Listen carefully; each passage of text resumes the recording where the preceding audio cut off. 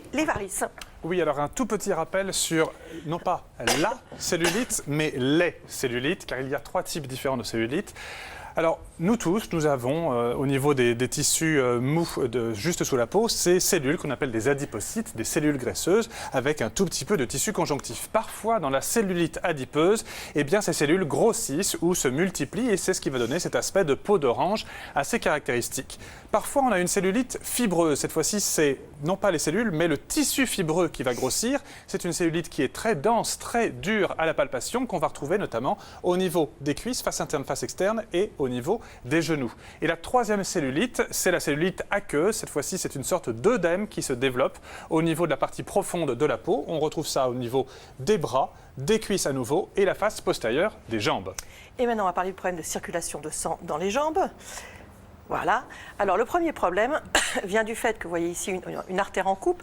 Ici, vous avez les fibres musculaires qui sont relativement épaisses, alors qu'au niveau des veines, vous voyez que le tissu musculaire est extrêmement fin et que donc, il va y avoir un petit problème pour que le sang n'aille pas vers le bas, mais remonte vers le cœur, donc contre la gravité. Mais en même temps, c'est quand même comme ça que ça doit fonctionner. Alors, heureusement, on est quand même pas mal fait.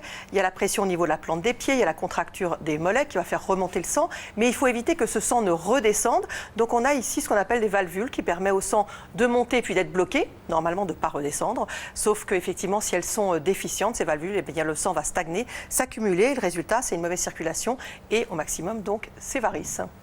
Et voilà à quoi ça ressemble. Voilà. On prend vos questions, on commence avec celle d'Anne. Est-ce qu'avoir des varices, c'est héréditaire ? Je pense que c'est à moi que vous vous adressez cette question. Docteur Toledano, s'il y a quelqu'un derrière vous, vous pouvez lui demander de répondre, mais sinon c'est à vous, effectivement. Non, malheureusement c'est héréditaire. Il y a une étude qui est passionnante, en tout cas qui exprime bien la chose, c'est que quand on a 2 parents qui ont des problèmes de circulation, on a 90% de risque d'avoir des problèmes de varices, par exemple. Et quand on a un des parents qui a des problèmes de circulation, on a 60% de risque. Donc vous voyez, très peu de chances de ne pas en avoir. Donc souvent, d'ailleurs, c'est souvent le cas dans nos consultations en phlébologie, en médecine vasculaire, c'est qu'on a souvent la maman, la fille, la grand-mère. Donc on suit vraiment la famille. Et donc ce qui est intéressant, c'est qu'une maman qui a des problèmes veineux va être sensible au problème et va en parler à sa fille si elle voit des stigmates d'insuffisance veineuse, de fragilité veineuse. Elle va demander à sa fille d'aller consulter ou d'aller l'amener chez son médecin pour en parler. Alors comment est-ce qu'on fait la différence, demande Anne, entre des varices et des varicosités ?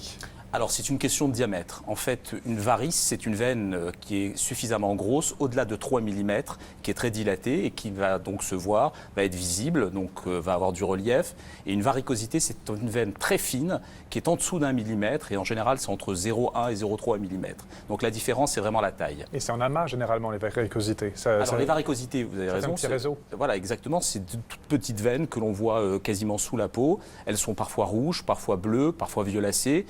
C'est des veines qui sont vraiment très très fines. Alors le problème, c'est que si on ne les traite pas, elles évoluent, elles se diffusent toujours du même endroit. Alors il y a des points qui sont souvent représentés, qui sont par exemple la face externe de cuisse, on peut en avoir sur les jambes.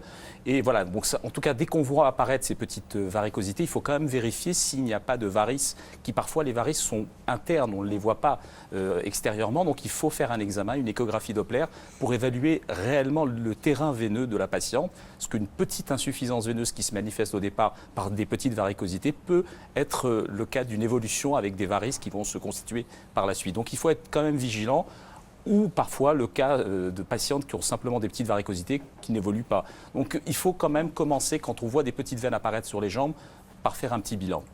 On nous demande si l'aquabike, ça marche vraiment. Donc, pour ceux